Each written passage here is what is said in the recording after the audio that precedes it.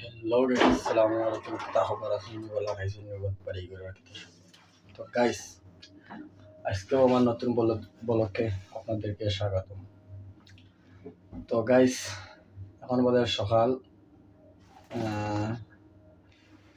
5টা। তো যাওয়া লাগে খামো।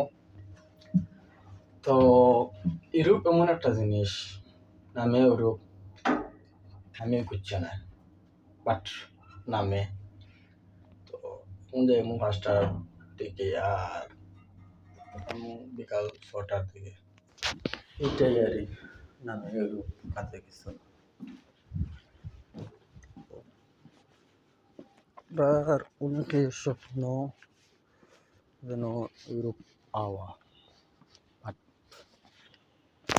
আইসা কি করবো এটা চিন্তা করি না। আইলেও হইব ইউরোপ, এলেও হইব।